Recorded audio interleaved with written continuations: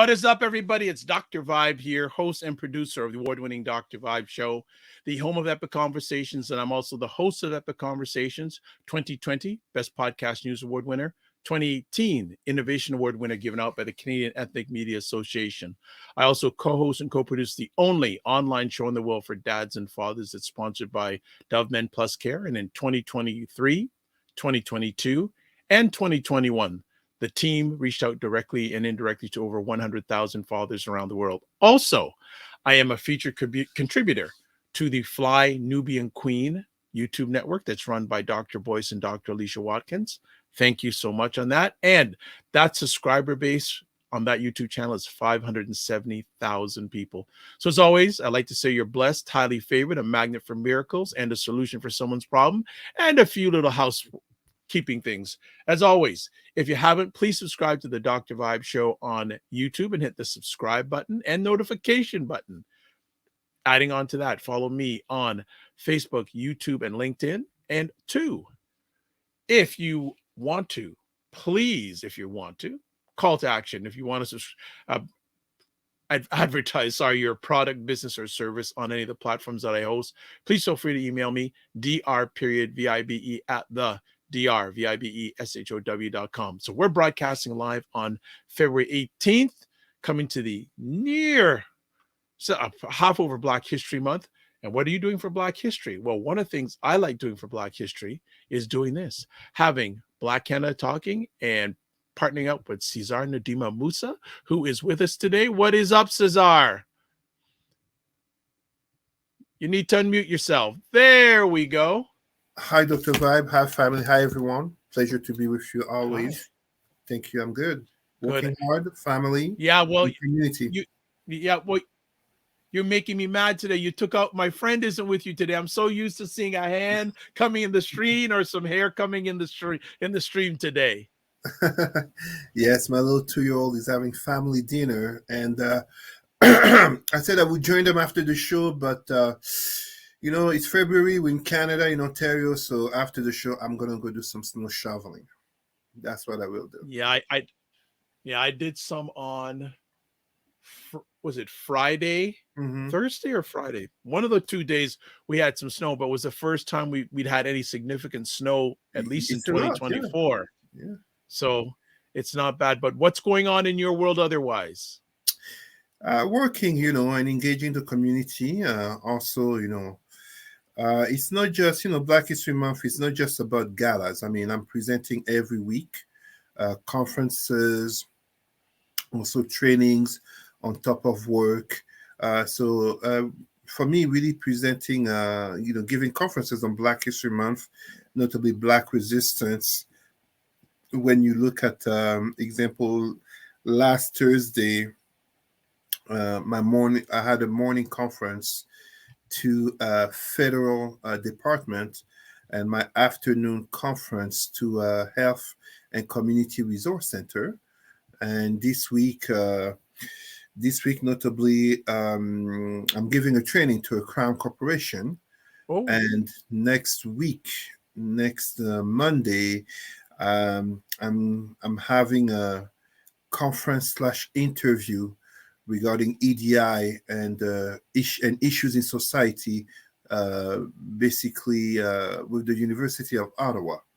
Okay. So the flyer, the link, I can totally send that to you. If you could, that'd be most appreciated. I could share it out with the people in my constellation. Absolutely. That'd be great. Congratulations on your wins, man. Thank you. So all these challenges, but it's for the good cause of our people, right? It's important that we, it's not just about having a Black face on the screen or in front of people. Mm-hmm. It's a Black face, a Black mind, and a Black heart. And I truly say it that way because we know how white supremacy makes things such as Black face look as a negative, Black mind, negative connotation, Black heart, negative connotation. As our hero, Dr. Martin Luther King said, right here, the thinker, Martin Luther King said, look in the dictionary. Every adjective to Black is negative, evil, etc. Meanwhile, Brother Malcolm X said, who taught you to hate your skin. So when I come in those spaces, the privilege of my knowledge, of the courage that it takes to speak true, uh, it's not about against white people. Never. That's not who I am. But it's about uplifting our people and truly uplifting all of humanity. Good stuff. Want to say to Antonia Razlik, hey, what are you doing? Thanks for stopping by. Thank Thanks you. for coming into this conversation live, and tell us what you're chiming in. And if you're watching live, especially any questions, comments, Cesar would love to have them. Before we Mhm. get into our first conversation piece, Cesar, Mhm. when Black people go into those spaces, Mhm. how should they go in? What's the mindset they should go in? I know we weren't supposed to chat about this, but you seem to have a certain mindset when you go into those, a lot of times, significantly non-Black spaces. What is your I'm mindset usually the that only you black. could share? I'm Yeah. usually the only black person, if not the only black man. Um, how can I put it? So on one side, it is absolutely true that black people are not a monolith. So whatever I could say, or even if I would have a great presentation as Cesar, can bring, I still don't represent all black people. But at the same time, just as we are not a monolith, the truth of the matter, which notably too many black people love to deny, is that we are seen under the lenses, first and foremost, of race through the prism of white supremacy. When I speak of white supremacy, I am not speaking solely of white of European descent. I am speaking of Indo-Europeans. So you look at all the way Iran, AfPak, Afghanistan, Pakistan, all the way going to the Caucasus, aka the Caucasians, Turkey, Russia, and Europe. Because we are first seen as black people, what kind of mindset? Well, the truth of the matter is, how does one see themselves? What brings them into that room? What is the message that they intend to pass on? I often remind people, and this may surprise people, I'm a Pan Africanist. I am not an Afrocentrist. It's a very subtle difference in which I don't consider that everything is about Africa or Africa started this or invented this or is the best. No. But my Pan Africanism, universal Pan Africanism, is to bring these truths regarding Black people on the four corners of the world. And as such, it takes courage to speak the truth because it's easy to lie, it's easy to not say anything, it's easy to keep the status quo. And as Franz Fanon told us, it's much easier to wear a mask. I Mm. don't wear any mask. I present. My earrings are there. My earrings don't come off. Look at my wrist. It doesn't come off because I'm presenting in front of other directors. I wear my traditional hat. My shades are there. It's not to be cool. They look good, sure. I have an eye condition. If someone looks at them and thinks I'm trying to be the cool black guy in the room, that's their problem. So there will always be stereotypes and prejudices and etc. etc. But I remain true and steadfast, honoring my ancestors, standing on the shoulders of giants, and knowing as a husband, as a father, as one with the honor of being called a community leader, as a Pan Africanist, I speak for many who can never imagine themselves in the room. Wonderful. All right. Speaking about speaking their truth, first Mm-hmm. conversation topic. And was it Friday? I have my phone with me. And Cesar, usually I'm texting Cesar, but Friday was Cesar texting me. I'm going, oh my, when Cesar's texting me, something's up. And he asked me, he goes, brother, are you, it was on Thursday, brother, are you listening to DA Fani Willis in court? Question mark, and says intense. So I thought that'd be a good way to lead off our conversation. So what are your thoughts about Fani Willis and the whole trial business? Huh.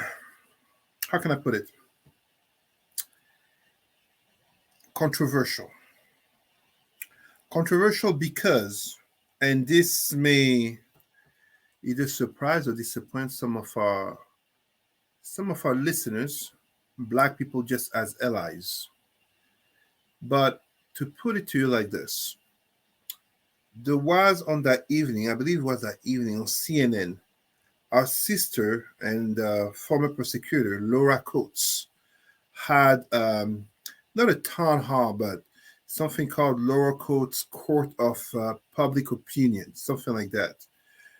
And all four panelists, two white men, one white woman, and a black woman, pretty much all agreed that she did poorly. Fani Willis did poorly.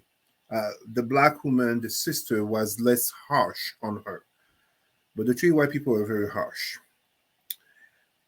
She did not do poorly. I went from, and I stand on this. She was, although it's true that she was unethical in terms of hiring as the district attorney, to hire a prosecutor with whom she had a relationship with. And of course, by relationship, I'm talking about romantic, and those who need imagination, you can add sexual if you wish, whatever you want. So she had a personal / romantic relationship with the prosecutor.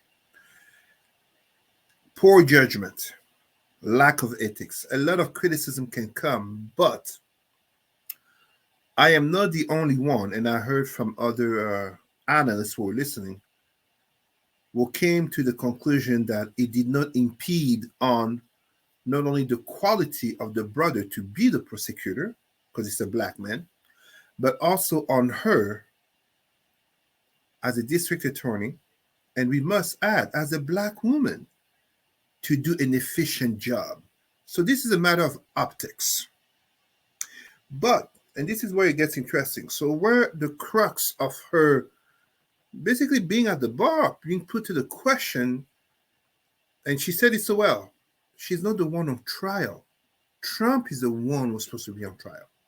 But the attempt to discredit her, to assassinate her character in terms of making it seem in terms of her giving this preeminent position to this black prosecutor, and I apologize, I'm forgetting the name of the brother, but because she had a personal relationship that she would have benefited financially from him getting that position. And yet, it was revealed that this brother, although he had not yet had experience in that type of case, is a very efficient prosecutor. He's very efficient, just as herself as a district attorney. So the way I look at it, and this is why to me, I did go from, yes, ethical issues that will just rejoice Trump, his sycophants, and his fans. But at the same time, this very well illustrates how the American democracy, just as the very concept of America, land of the free, freedoms and rights, all men are equal, etc., etc., the idea of America has never been more in peril than with Trump. It wasn't at peril as such because of bin Laden. It wasn't at peril such during the Cold War and the USSR. It wasn't at peril as such because of Pearl Harbor and the Japanese. The Great Recession didn't put it in peril as such. You'd have to go back to the Civil War, 1861, 1865. Donald Trump is absolutely destroying the very fabric of America beyond the notion of dividing it. He is killing the idea of America. And as such, this black woman, this district attorney, this sister being put to the question, kind of like being put to the sword, as if she's some evil, corrupt district attorney. She is the shame of America. Meanwhile, you have this orange-haired, number 45, so-called president who is racist, sexist, homophobic, xenophobic, He's a liar. Obviously, he's not really a Christian. But let's add, and this is confirmed by the court, he's also a rapist. He's the one supposed to be on trial, and yet it's this sister who is put there. So, no, she has my support. Yes, poor judgment, 100%. Who doesn't have poor judgment? Who hasn't had poor judgment? And I absolutely agree. A case so big, you can't be 100%. You have to be 150%. And because you're black, you have to be 200%. Maybe because she's a black woman, she had to be 250%. So, yes, poor judgment, lack of ethics. But it is not such a poor judgment and lack of ethics as to say the brother prosecutor is a mismatch to the job. He's not. So, they didn't have a past relationship. Did she even lie about it? Did she benefit from it? It hasn't been proven. It was said that she held her ground so well on Thursday that her team didn't see a need for her to appear on Friday. And I agree, because those Trump lawyers were trying to make her trip, asking time and again the same questions.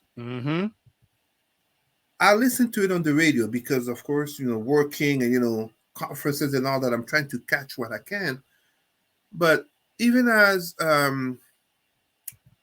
one of, my step uncle, if I can call it as such, Uncle Billy in Atlanta, watched it a little bit, he noticed that too. They didn't have anything solid, concrete.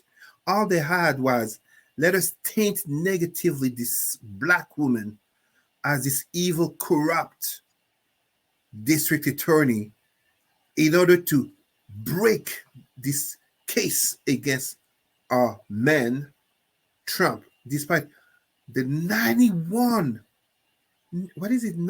accusations or indictments against him. Who can imagine someone with 91 indictments still being free? Not Obama. So I've read some commentators saying, isn't it funny that they're trying to, 45's team is trying to prosecute Fani Willis on morals, and since when was Donald Trump such a moral? Like, I'm not saying, I'm just saying. Absolutely. It's but it's a reflection, and this is what I say. It is far less Donald Trump the problem. It's a lot of the sycophants and his fan base who keep supporting this man, because you keep supporting him, he keeps going. And yet they themselves would not be able to have so much leeway as he has. We're talking about that same man that in the same week got found guilty to pay over $350 million for multiple frauds. And his team is trying to come off as moralistic because this black woman, let's just say, let's pretend that they're correct, made an error of judgment, was unethical in naming someone she had a personal relationship with as a prosecutor. This is what us as black people, we rightfully call the caucasity. It's not the audacity, it's the caucasity. You gotta be not just white, because we gotta be careful here. Many white people oppose Donald Trump, and even those who support him know full well they couldn't be able to get away with as much as he is. This is the extent of white privilege, even if we don't say white supremacy, aka someone like Hitler, but this is the extent of white privilege today in America. A man of such low nature as Donald Trump trying to have his team bring down on moral basis a district attorney as Fani Willis. It's not just political. It's not just personal. This is The fabric of America that has never been so pure, so holy. Absolutely. Slavery was kept there in 1776. 1865 happened, a few years, and then we had segregation. The Black Panther Party got banned. The KKK never got banned. So America has never been this pure, holy, New Jerusalem, New Rome nation. But with a man like Donald Trump, it just keeps sinking lower and lower. I mean, the Titanic sunk. It eventually hit rock bottom. Where's the bottom with Trump? Well, where's the bottom for his fans, for his sycophants, for those weak congressmen and senators who are supporting him? And for anyone who misunderstands, I'm not a Democrat. Don't put me into your left-right narratives. I'm a Pan-Africanist. Look at my shirt. Mexico, 1968, John Carlos and Tommy Smith. These are my people. I don't do left-right politics. I'm just calling it as it is for Black people, but especially for the truth. Where am I wrong? Okay. And Eunice Graham, thank you for your support. Very good point here. She says she hired a white woman, a white man, and a highly qualified Black man. If she had an affair with the white man, we would not be discussing this. Eunice, I didn't even think about that, but how correct are you? You are so right. I am humbled. I didn't even think about that. Yep. Well, I want to take it to another, and Eunice adding on this, I was going to ask Cesar on this. What would this trial be if Fani was a Frederick and he was Black? You see, the truth of the matter is that with respect to intersectionality, notably of race and gender, that meets a Black woman, when it comes to a Black man, notably in the context of politics, justice, and social perceptions, it's always worse. It's always worse in terms of which, I mean, we are almost 4 years after the recorded murder of George Floyd. It's worse because the Black man is seen as a direct threat, where I would say the Black woman is seen as an indirect threat, but still a threat because she births the next generation of Black children, aka Black adults. But the Black man is a direct threat, which must be culled, broken, controlled, neutralized, etc., etc., neutered right away. So absolutely, if we were talking instead of Fani Willis, aka a Black woman, we're talking of Frederick Willis, a Black man. I don't know to what extent they would have gone or they could have gone. And that's an excellent point. You know, if the prosecutor was a white man, would we even be hearing about this? So, of course, they would have tried to find something else. But how convenient. This is a Black man. Let's paint them negatively.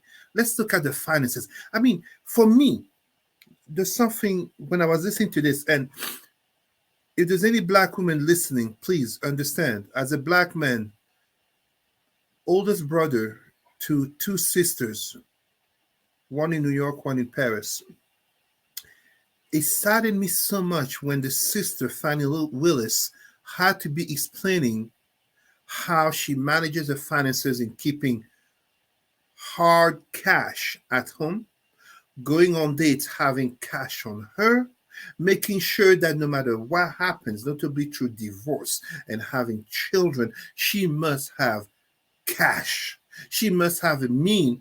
This is not some I'm independent, I don't need a man type of angry feminist, whatever. No, this is just a reality of, as she said, my father taught me that. And she said something that I really liked. She clearly said, I am not going to emasculate a Black man here. My God, how do you want me to not support this sister? Because the nature of the attacks against her, it wasn't just racist, it wasn't just political, it wasn't just personal. Dr. Vibe, how often do I ever text you, pay attention to this? It's intense. Exactly. Like this, I'm going, whoa. Like I said at the beginning of the segment, I'm usually texting Cesar. He comes to me going, whoa. So I said, we definitely, Cesar is all in on this. Yeah, because I'm like, this is not just about Fani Willis. Oh. Brothers and sisters who are listening, and allies, white and non-black allies, whatever. As we are in 2024, this critical year where there will be elections in the US and in other countries, you have to understand Fani Willis, to me, represents very well blackness. This was white supremacy trying to dismantle, to discredit, to destroy the blackness of Fani Willis. It wasn't just destroy her professional credibility. It wasn't just trying to destroy her intellectual judgment or no. It was trying to destroy her blackness. It was trying to, these black people cannot be professional. These black people, who are they to try to judge us high and mighty? Kind of like, those movies about the European 17th, 16th century, the nobles on top, like, looking down upon the peasants. That's really what it was like. How could I not support this sister? Yes, we can talk about poor judgment, Fanny, don't note him, but we can talk about ethics, deontology, maybe. No, but the brother is competent, number one. And number two, the sister is being attacked, not just professionally. It's very personal, but ultimately, it's very racial. It's also about her as a woman. Her as a woman. I mean, Trump has a history of this. Look at New York, Leticia James. What are the things that he didn't say about her? Even in his own party, Nikki Haley eventually attacking her. I mean, she's a white woman, but she's Indian. So, like, you know what I mean? This is white supremacy unhinged. As Nikki Haley said, it's white supremacy unhinged. Trump, his sycophants, politicians, his fan base, and his lawyers will stoop to no bottom. The Titanic hit rock bottom. It hit the bottom of the sea. The Trump team will create a new bottom. They will open that bottom. They will dig. They will go lower. But eventually, even on Earth, you eventually hit the core. It's lava. You burn yourself. It will happen. It will happen. Call me a prophet. It will happen. All right. So we're going to take a quick break because that was a good first. As always, Cesar is dropping knowledge bombs all over the place. And we're going to be back in about 90 seconds after we hear from Dr. Boyce and Dr. Alicia Watkins, supporters of the Dr. Vibe show and things that Dr. Vibe does. So keep it locked. We'll be back in about 90 seconds. And that's what I feel like. You feel like you're the Harry Tubman of the mind. I am. I feel like I'm I'm one of the Harry Tubmans of intelligent black people. Like, I want to liberate y'all from like being left behind and ignored and oblivion. No, really, the rappers get all the attention. Seriously, does anybody else feel this way? Like ignorant black people, they'll be all up, getting all the headlines on the Shade Room. Overly sexualized black folks. Like the twerkers and the just people that don't always represent the best of us. The diversity. Like people like Dr. Vibe. Like everybody should know about people like Dr. Vibe. Dr. Really Vibe he's trying to do good work for black people. Dr. Vibe from Toronto. Good to see you, my brother. Dr. Vibe. Everybody follow Dr. Vibe. He has a great show. He's very good at what he does, and I have a lot of respect for him. Okay, so let me hop into this. What's up, Dr. Vibe? How you doing? Everybody, if you see Dr. Vibe in the chat, everybody go follow the Dr. Vibe show. Dr. Vibe is a real smart brother and a good human being. I like the guy a lot, and he's very intelligent. And I think everyone should pay attention to what he's got going on. We got to shine the spotlight on the intelligent black people out here that are really doing the good work. Don't just pay attention to the rappers and the celebrities. A lot of these people are losers.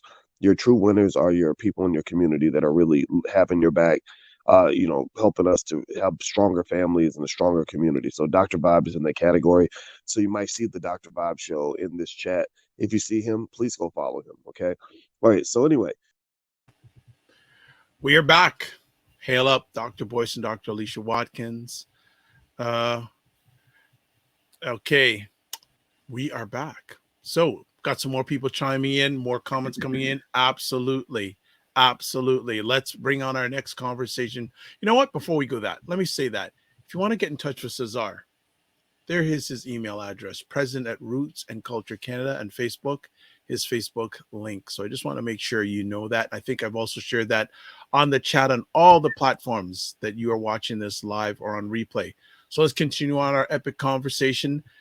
Immigration. And this is going to, I think, of being a continued conversation piece that myself and Cesar are going to have. I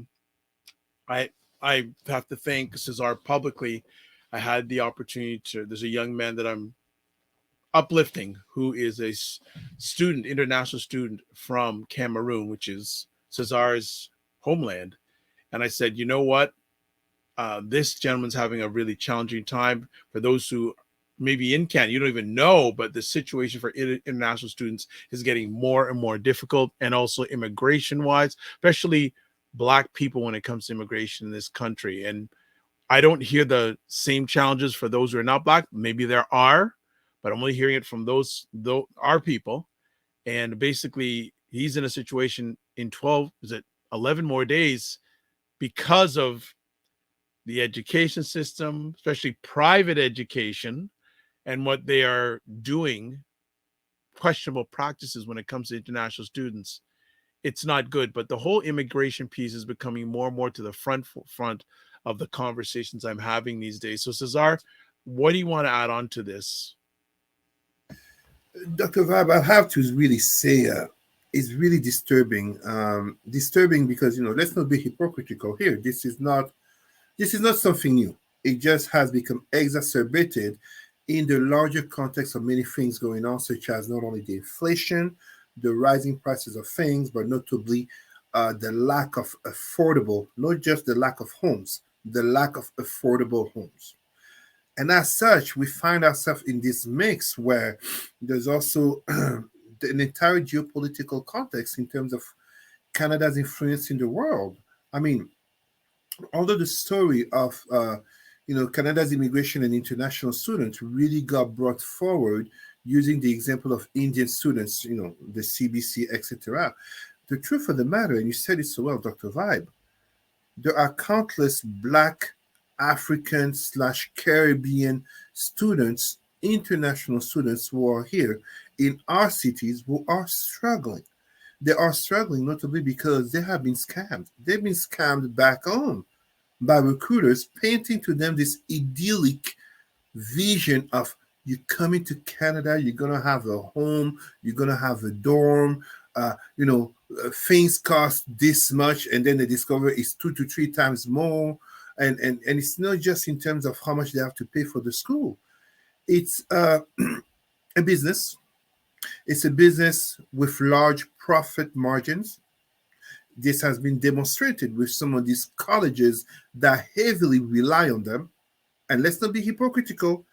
Universities also rely on them. But especially there are colleges that make literally the bulk or the vast majority of the revenues of these international students. It's a scam. It's a scam. We have to call it what it is. And it becomes very problematic when we have a nation of Canada that in its values keeps claiming to be the best country or one of the best countries to live in. And yet, even if we don't want to talk about so many indigenous communities lacking clean drinking water, residential schools, and intergenerational trauma. Even if we don't want to talk about systemic racism upon Black people, but also ongoing systemic issues such as violence against women, disability, LGBTQ issues in Canada. What about issues with religious minorities such as Jewish minority, but also Muslims? Even if we don't want to talk about those, on the international stage, this issue is growing.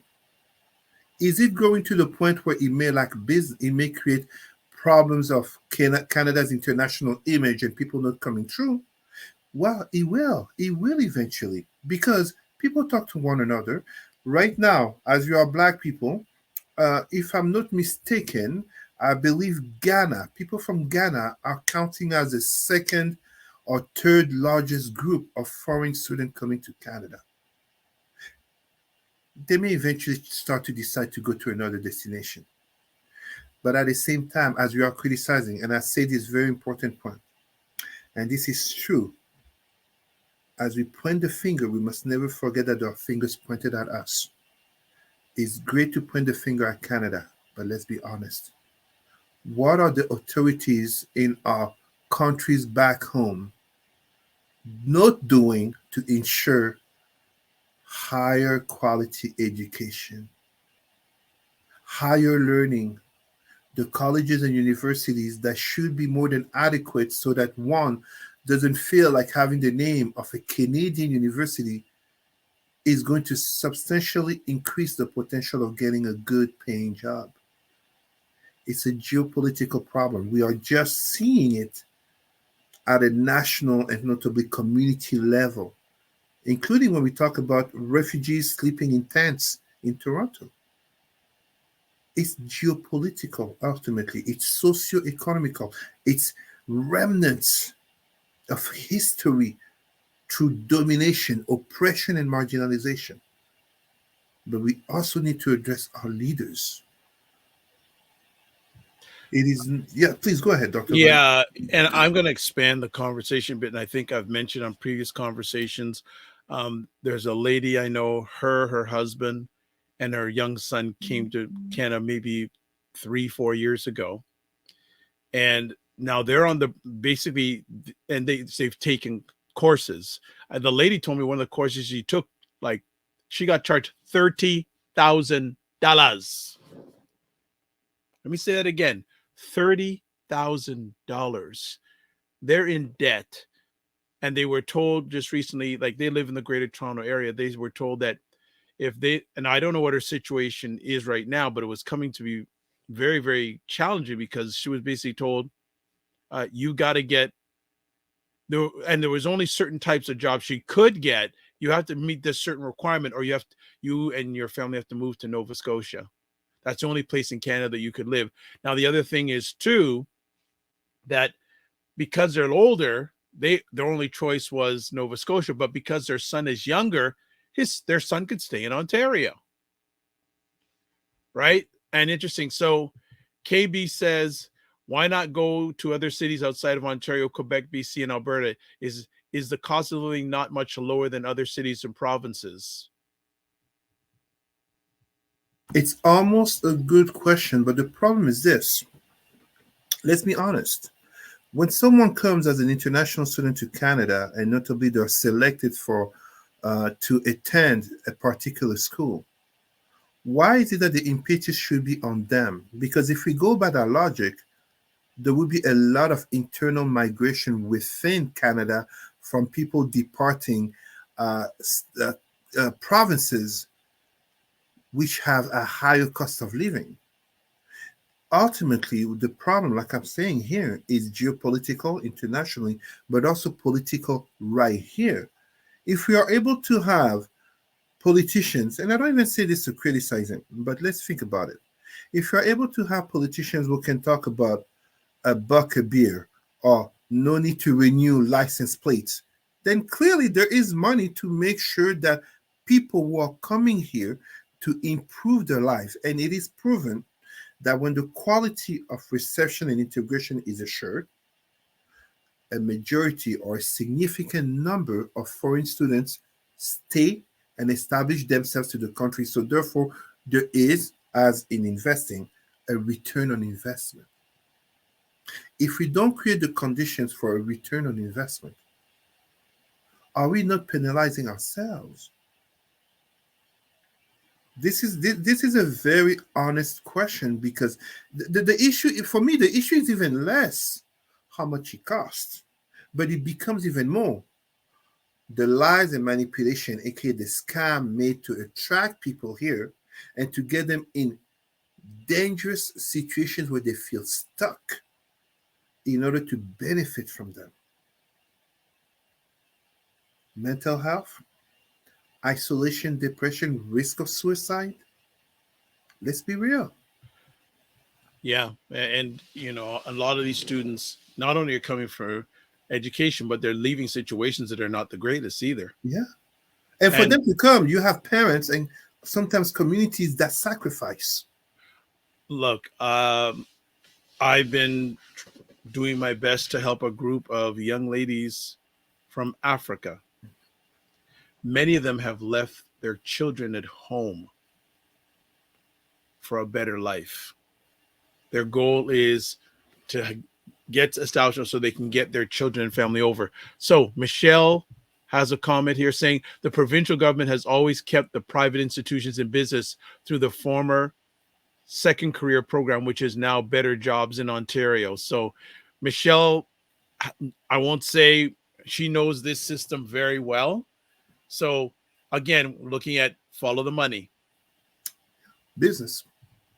It's a business, definitely, through the second career pro, which is now Better Jobs. So obviously the government has to be questioned on its intent and where they're putting their money and investment and time when it comes to these individuals who they say they're needed here. Mm-hmm. By the way, they're needed here. Yeah.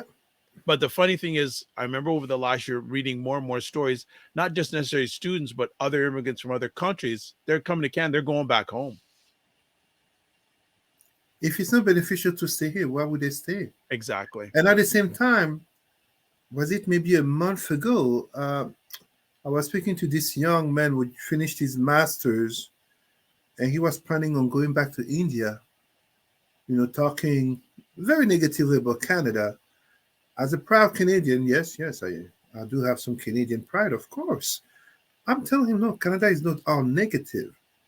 But how to deny his reality when he has had these negative experiences of being in the same classroom and paying so much more to learn the same thing, to be evaluated the same, and to have the same piece of paper as the Canadian who is paying 2 to 3 times and sometimes more less than he is.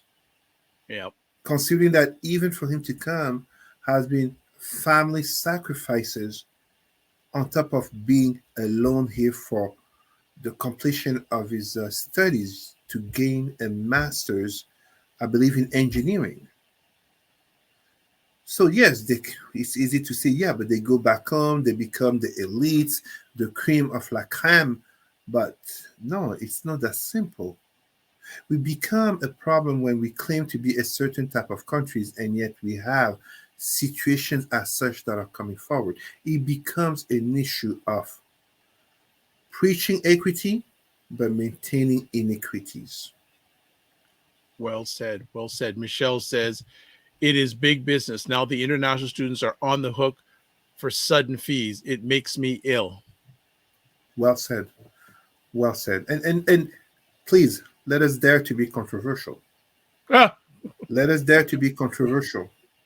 When we talk about international students, it's not the same reality when so-called international students is coming from Western Europe versus coming from somewhere from Southeast Asia or somewhere in Africa.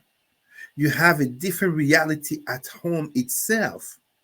It's not for nothing that, for example, we see hundreds and thousands dying to reach, unfortunately, the fortress called Europe in the Mediterranean Sea, just as one of the immigration roads that are coming into the US is through South America. And we're finding Ethiopians, Congolese, we are finding people from the Middle East. It's also a security issue in terms of potential terrorists, etc. But a lot of them are students. A lot of them are people who are vying for a better life. Please, don't get me wrong. I'm not here preaching open borders and everybody moves whichever they want. But first of all, let us recognize that borders are a fictional creation for powers and interests, in the same way that the very nature of these student fees are a creation for interest. Let's be honest, how many people in Ontario could have ever thought that there could be such a thing as no need to renew your license plates? So if that can happen, why is it that we can't better address this issue, this controversy of international student fees, notably with rising cost of life, notably with, more complex geopolitical issues. I mean, Canada is now warming its relations with China because eventually, it's not good business to stay cold with China, the second economy of the world. Good stuff. That is a telling sign of the reality of business. So KB says, indeed, this disconnect is a problem. How do we propose we rectify this? I am not here to pretend having the solutions per se, but as I say, we cannot, in terms of values, as a nation, Canada, and here, this is not a matter of being white or whatever. No, no, no. If you have a passport that says Canada, when you go out there, you represent Canada. We cannot claim to the world to be a nation of equity, human rights, and all these things that we preach when there's an issue somewhere in the world, and yet having people who come to our land, and I say this with much respect to indigenous peoples, of course, people coming to our land and experiencing such inequities that it makes our claim of equity be false, our claim of human rights be false, our claim of being the number one nation or top 10 nation, best to live in nation, make it false. If truthfully, and here, let me give credit to Doug Ford, our Prime Minister of Ontario. If you're able to cancel the renewal of license plates, and I was in a meeting, an EDI, Equity, Diversity, and Inclusivity Committee, that made a calculation about how much it represents. And I think there's an article. It basically represents either $1 billion or $1.4 billion that the province is asking. That means there's money. That means we can do it. But is the political will there? And yes, governments have decided to address colleges and universities that are really maximizing on international students. That's great. We want Canada to be that beacon of light, of hope, of renewal that it claims to be according to its constitution. Let us tackle the business of international students. Let us tackle the money. All right. Last conversation topic for today. And Cesar was chatting about this before we went live. Came out of a conversation that you were having. So give us a little lens on this. Black men in the media and where are the black male leaders? Go ahead. Well, I had a great interview yesterday for a university research study. Allow me not to say the name of the university because, I don't want to kill the secret of what's being done. But basically, he was addressing black men in the media, and the research candidate, the PhD candidate who was interviewing me, it's her research. It's a sister. She did brought to me the question that many ask, notably women, where are the black male leaders? Well, I'm here.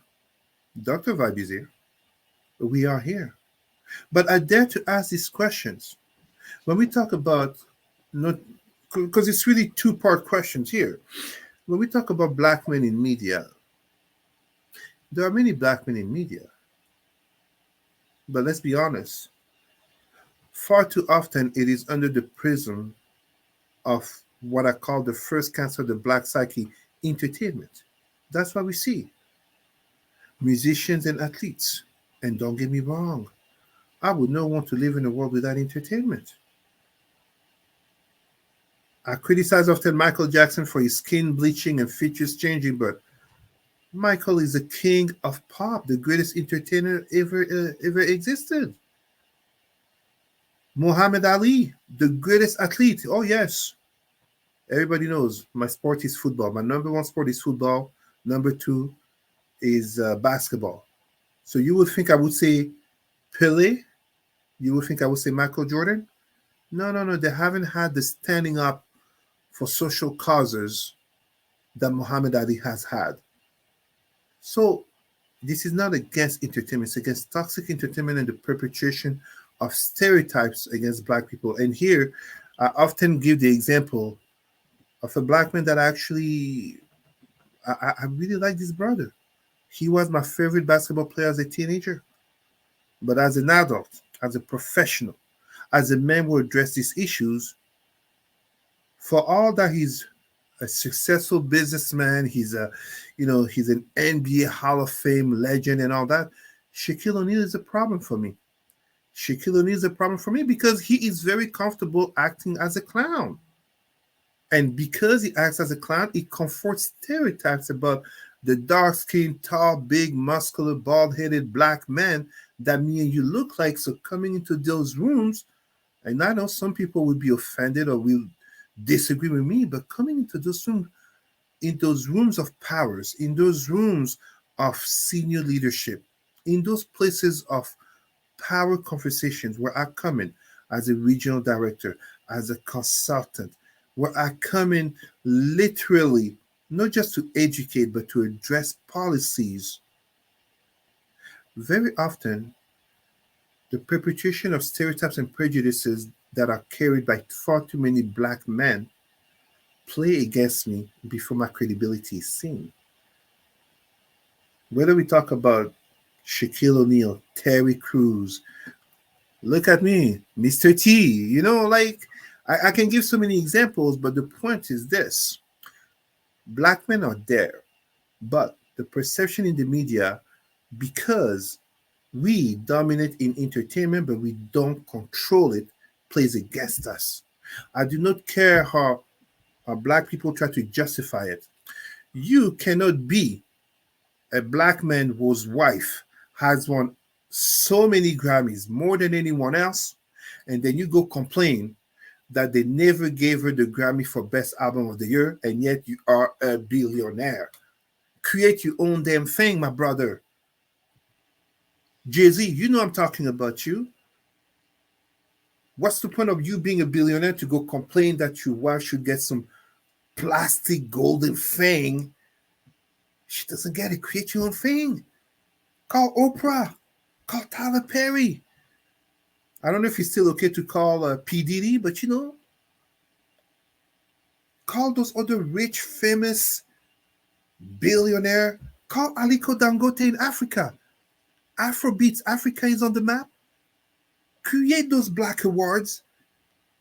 Why is it that we have to value ourselves through the prism of white lens when we can create our own thing? And as such, we can therefore impose better, more constructive role modeling of black men, not just for black youth and boys and other black men, but also for our sisters, also for the women, also for those who want to be our allies in the cause. Show me those Jewish minstrels who are okay to perpetrate the negative stereotypes that the Nazis said about Jewish people. Show me those Chinese minstrels who are okay to perpetrate the negative stereotypes that Japanese created and said about Chinese people. Show me those Palestinian minstrels, and here, shout out to DJ Khaled, who was very silent about what's happening to his Palestinian people, but show me those Palestinian minstrels who are very much okay with confirming the stereotypes that Israel is painting about them. I can't think of a name of any. Yeah. But when it comes to us as black people, it becomes a problem. And that problem is what leads to the second part of the question. Who are the black male leaders? We are here. I'm here. You there. Right now in the United States, what happened in Harvard? The Harvard president, Claudine Gay. Yeah. It's not so much because she apparently plagiarized. By the way, for those who don't know, there was a study that did confirm that although it can be argued that some elements were not properly cited, it would be inconclusive to claim that she plagiarized per se. However, the attack against her, notably by billionaire hedge fund investor Bill Ackman, whose wife actually did plagiarize, and this was confirmed by business insiders. We don't hear a lot about that. We don't hear that. She's getting that white privilege that is like, whoop, it just slips under the table. But the black woman, oh my God, horrible black female leadership. No, we are having an attack on EDI, equity, diversity. Most people say inclusion. I say inclusivity, but also on anti-Black racism. And as such, what it does is that Black males who are standing up for the cause of our sisters, such as uh, an attempt will be made to defund the targeted investment towards Black women in business in the Yes. United In States. the US. Yep. Yep. There are Black men who are at the forefront to protect that. We have, and I don't need to remind anyone how I oppose Christianity and Islam in the Black community, but we have people like Reverend Al Sharpton who are at the forefront to stand up for our sisters, to stand up for the community. We don't even need to look into the celebrities. We have people who are there. Absolutely. No, because we have to remember. So when out on this, I guess considering myself a Black man in the media, we have to realize that a lot of people that a number of Blacks and a number of whites look up to, they're puppets. They're puppets. Here's the perfect example this year.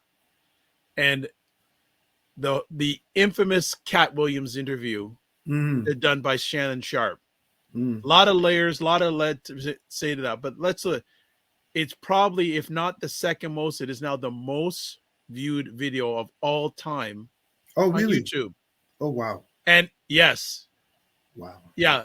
And it really and truly, it's about criticizing this and this and that. And then you saw even the other day, like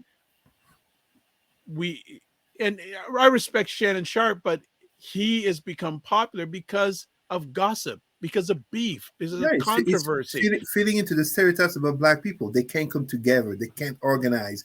You know, crabs in a barrel when crabs should never be in a barrel. But truly, and you know, this is not against Brother Shannon Sharp, nor Cat Williams, nor even Shaquille O'Neal or Terry Crews.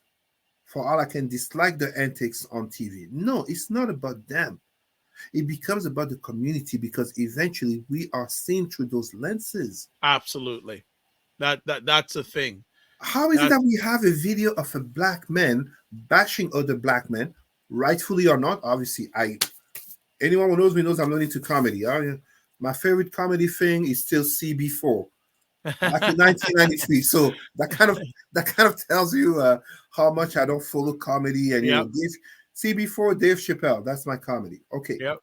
But and the Boondocks. Let's make sure that I mention the Boondocks. Shout out to the Boondocks. But that kind of tells you I'm not up to date. But I don't pay attention to it. Why is it that we would have the Shannon Sharp? What is it? Club Shay Shay. Club Shay Shay. Yep. There you go. How is it that we would have that and that video? You know what? Know many of the people who watch that video are not even Black. They're not Black. They're not in the Black community.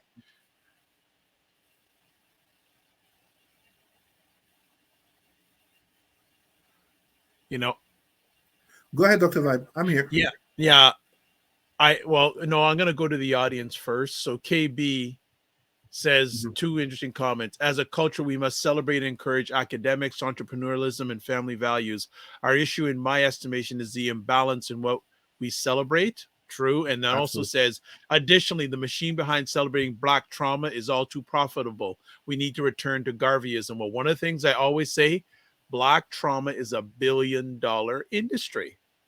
More right? When you see exactly right. And again, here's a perfect example for our US people. There is a network called Tubi.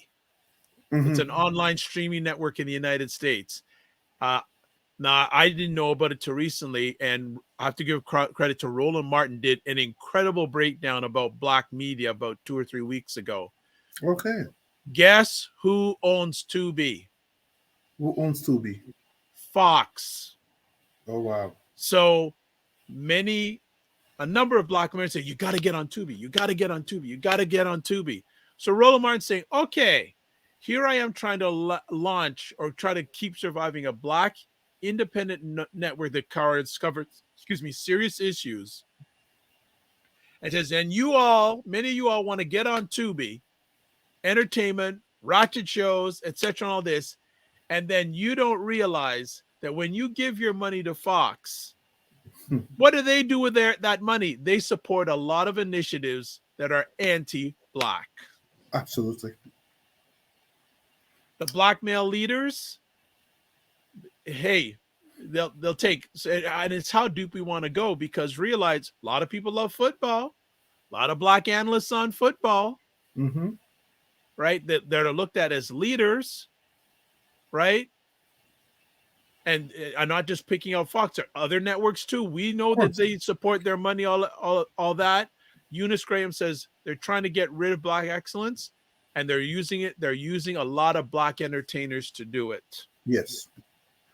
And it works, because unfortunately, as I explained, when I talk about entertainment being the number one cancer of the Black psyche, the hypervaluation of Black people, I didn't say hypervaluation of Black people through entertainment basically creates that Black excellence outside of entertainment is not valued by Black people themselves. There's a whole other conversation there. It doesn't become something to aspire to for a young Black man or Black woman. And as such, when we look at, again, where are the Black male leaders? It's easy to talk about the Black male leaders in the 50s and 60s being at the forefront, and we forget that Black women were there in the background supporting them. But today, in an age where society has changed, the place of women has increased, LGBTQ issues are at the forefront, etc., disability, mental health, it is normal that we have more women given the spotlight, notably Black LGBTQ, etc., etc. But the Black male leaders are also there. They're still there. But they become further and further erased because of the hypervaluation of entertainment, which wasn't there 60, 70 years ago. Well, I'm going to go a little bit deeper, and I've just put in the comments section, I've asked, and whether you're watching this live on the replay, I put the question, who do you think is a current Black leader? And also, it's interesting. I had a conversation. I'm not going to give the person's name. You know this person. I'm not going to mention their name publicly. And they were telling me about a conversation that they were part of with a leader of a Black-led not-for-profit organization. And basically, that person's lens is that our organization should be the leader for all of Black Canada. And when I heard the name of the person who said this, I was deeply disappointed, because if you have one organization, that's always easier to take down instead of having a group of organizations. And I think, and see, here's the same thing again, getting back to this seems to be the year in Black media of the Black comedians beefing with each other. And many of them are Black men. And then now even Monique has got in the fray, and she called out a whole bunch of people again on Club Shay Shay. Of course. And then DL Hughley, what he said in response to her, I just said I had to stop. I didn't follow. I don't know. No, you don't want to. It was not pretty. It was, and then you had Monique's son saying, "Oh, my mother just it's." There's a lack. It's sad. It's sad. Yeah, it's a lack of Black male leadership for a number of reasons. Some of it's systemic. I agree, but don't we know better? We should, but you see, this is also this is part of the trap of integration. And I am not against integration for anyone who wonders.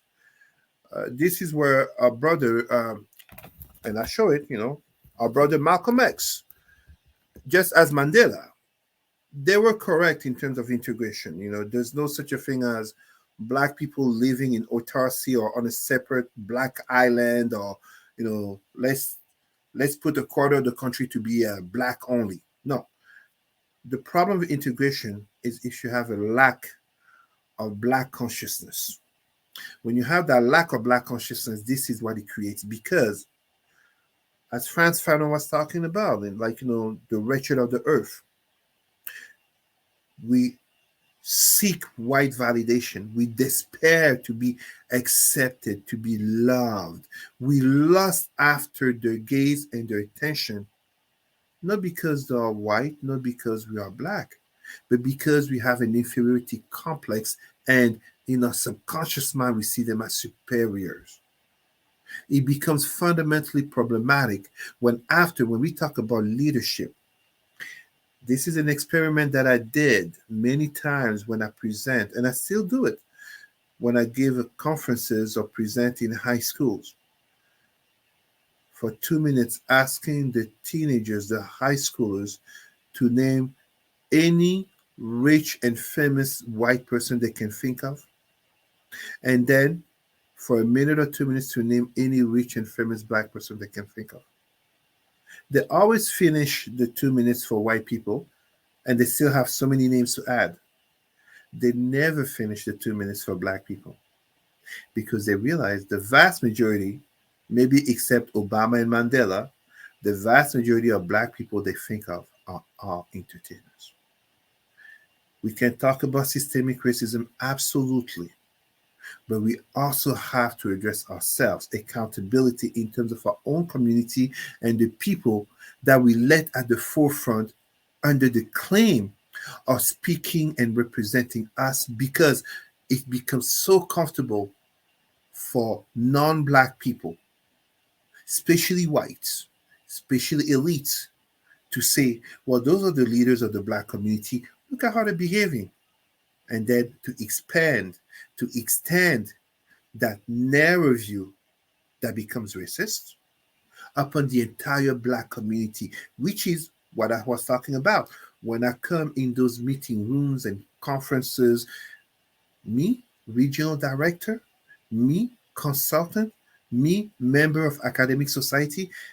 Yesterday, I got a message from some student, PhD student, who was so happy to learn from me because one of my PowerPoints is part of an international certificate on religious trauma, learning and being like, thank you so much.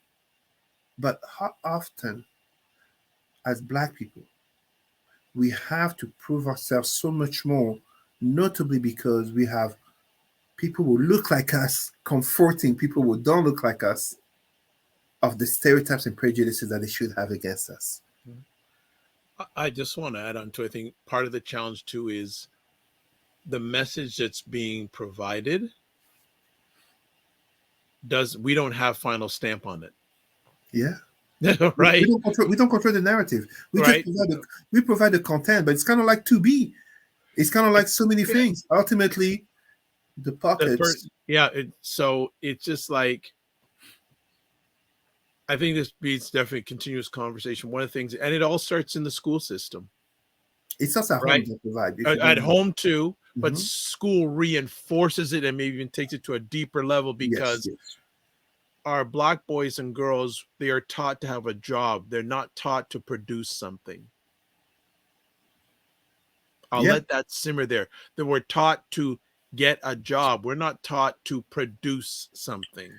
Allow me to confirm to our listeners how accurate you are. And I take for witness my colleague, the CEO of our organization, Roots and Culture Canada, Ketia Peters. I accompanied her as she was delivering an entrepreneurship session to a high school. And she had a question in terms of very normal question, what would you like to do, when you're in 20, 30 years from now, whatever, high schoolers, right? And we had at one of the tables, we had a white teenager whose dream was to own his father's store. I think that's what it is, his father's business. And his black friend at the table. So obviously this is also a school that doesn't have many black students, but his black friend's dream at the table was to be his employee. Teenagers. Wow. Teenagers. This was when 2020. Wow. This was before COVID. This was before COVID. We're in Wow. 2024. This was before COVID. And then that was said at the table. Wow. To be his employee. His employee, not to be an employee of a large company, whatever you want to call it, Fortune 500. No, no, no, no, no. The YK dream was to take over his, I think, either his father's business or to create his business, but basically to be a boss. His black friend at the table's dream was to be his employee, to follow him. In that leadership session, I recall. In that leadership session, that says a lot right there. In that leadership session, I remember that whole day there was only one black youth who spoke independently that it moved me. His dream was to become a lawyer, and I suggested to him a book. I don't know if it has been translated in English, but it's called La Brute, the Brute, Brute. It's a book that I read as a teenager regarding a courtroom, a fictional but famous case. I told him, young brother, today you're a teenager. This book won't make sense to you today. I read it. I was about your age. I was a teenager in high school. Read it. Read it again in 10 years. Read it again 10 years later. You will thank me to have read it, as you will understand it as you age. Wow. So it's the mindset of our black people. It's the psycho-emotional aspects of domination and marginalization, where even when we see, and you give the example of Club Shay. You give the example, like I give the example of Brother Shaquille O'Neal. Like I say it all the time. Yeah. Shaquille O'Neal has a PhD in education. Can we imagine a community that someone has a PhD in education and is acting like a clown constantly? Well, just because he's rich and famous and he has many businesses, because he has a great team that runs his businesses, and he can be on TNT, joking and come on, that's a problem. Well, as we end off the conversation today, and I hope he sees this. Shaquille, no, I mean it. He was my favorite player. Shaq Fu, Mr. Big. You know why I like Mr. Big? The candy bar. Yeah, Shaquille O'Neal. Okay, so KB says, to answer your question, and you may know them, Victor Beausoleil and Aita Sadu. I know both of them. I haven't seen Victor in many years, same with Aita, but they are doing great things. And those are the people I'd like to have on this platform, because especially our younger people, but I'm also seeing a lot of people who are older, they need to see these people. They need to see these people. That's why I do what I do. But I'm going to end off. A week ago, there was the Super Bowl. Mm-hmm. Was won by the Kansas City Chiefs. And I'm taking this right from Dr. Boyce Watkins. He's talked about it today. The fan following of the Kansas City Chiefs, does anyone know what they call themselves? I do not. Okay. They call themselves the Chiefs Kingdom. So my question, so KB says, but Shaq is having fun. Someone reach out to him with a proposal. Okay, we'll see if we can reach out to him. I'm going to send him a video message and see if he's interested. I'll continue, just finish off my thought. The fans of the Chiefs call themselves the Chiefs Kingdom. So my question to black men is, do you have a kingdom? And what does it look like? And who's it serving? Especially as too many of our brothers and sisters go around calling themselves kings and queens. There you go. And wondering why non-blacks laugh at them. There you go. Don't get me wrong. I appreciate the growth of self-esteem, of pride, of talking about Kemet. I mean, just look behind me, Yes, but we don't need to talk about being kings and queens looking at ancient history or even painful history talking about African kingdoms. We need to be kings and queens in terms of being strong as a community today. It is not an accident, and I finished this. I'm being mindful of the time.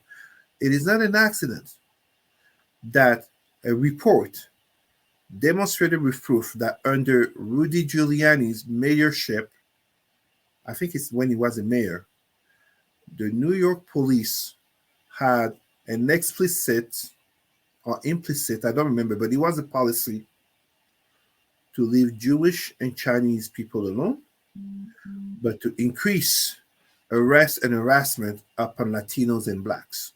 It is not an accident. We can point the finger at systemic racism, and we must. Talking about slavery and colonization, we must. Neocolonialism, etc., we must. But there are three fingers pointing at us. We're implicit on it too. It doesn't happen alone. It doesn't happen alone. We're buying in. Yes. We're buying in. It can't be always put on. No, we're buying in, and a number of people are buying in, and it's to the detriment of all of us. Yes. All of us.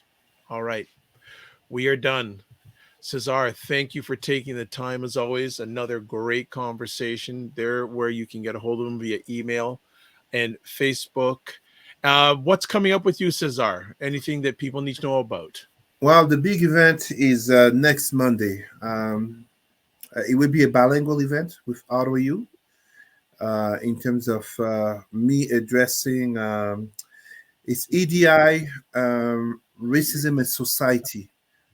Basically, topics in the news, anything and everything. Those who know me will have received me. They know I don't want to receive people questions ahead of time. I want it to be as authentic as possible. If I don't know, I say I don't know. I don't have a problem with saying I don't know or I'm not sure. So this will be an exercise to come. It will be online. So Dr. Vibe, I will send you the link. Send the information out so I can send it out to those interested parties. That'd be great. Oh, Michelle Baptiste, who is your number one fan in Ontario, by the way. Thank you, Michelle. Outside of your partner, she is your number one fan. And I think what I have to do is set up, even if it's via video, a conversation video-wise with both of you, because she goes, we need a 2-hour show. Well, we went a bit longer today because the boss of the house, the little one, isn't there today. so we had the levity to do a little bit longer, and plus Cesar has to go shovel some snow. And see, Michelle's always, yes, please. So she wants to meet you at least via video. We'll talk about this offline, but Cesar, as always, thank you for making us better. Most importantly, making yourself and your family better, and the many of us that you make better. It's appreciated, not taken for granted. We appreciate you taking time out of your positive, productive schedule to come and share with us, because I know you got a lot of things going on personally and professionally. Look at this. Will it be open to all? Wow, people. Wow. So I think what we have to do, we may have to have just a session with Cesar and invite people. It's like a private session with Cesar. And maybe have to do that, but no. So this it will be open because it's I should. It's not the first time the University of Ottawa does me this honor, and when they do, the link is open my Pan-Africanism is universal Pan-Africanism, and indeed. I have people who are joining from the four corners of the world. People will share that. Yes. Please share that with me, and I'll get it out there. That is fantastic. Michelle says, "Thank you for your time." Thank you. That's the most important thing that he has. So that is it. We will see you as always. You and your family. Make sure you don't just manage your time, manage your energy, and remember to give yourself its grace. Take care, my brother. All right, that is Cesar on fire as usual. We had a chance to go a little bit longer because the little boss lady of the house wasn't in today. So we had a chance to go a little bit extended, but we miss her. So as always, a few final things. Subscribe to the Dr. Vibe Show on YouTube and hit the notification button. Also respond, to the great conversations that we have, the epic conversations that we have. Also follow the Dr. Vibe Show on Facebook, LinkedIn, and Instagram. Also if you want to advertise your business, product, or service on the platform, please email me at dr.vibe at the drvibeshow.com. Also, especially KB and Michelle, you said you'd like to do that private chat. Well, Michelle, I've got your email address, but KB, first of all, if you can, subscribe to the channel if you haven't already, and then email me so we can set up a time to make this happen. I'd love that. That would be absolutely fantastic. So you can watch replays of this epic conversation on the Dr. Vibe Show on YouTube, Facebook, and LinkedIn, and the website, thedrvibeshow.com. So we got one more comment. Let's make sure we get it in. Vince, Toronto, OC. I hope I said that correct. You'll tell me if I did or not. So as always, we finish off this with this. Sorry, live your life as a dream. If you can dream it, you can make it. Sometimes you have to get small to get stronger. Block assumptions, then aim bigger, aim better, aim higher, aim wider. Love, faith, and respect. Remember to give yourselves grace and don't just manage your time, manage your energy. God bless. Peace be well. Keep the faith, walk good, and follow. More epic conversations coming. Take care.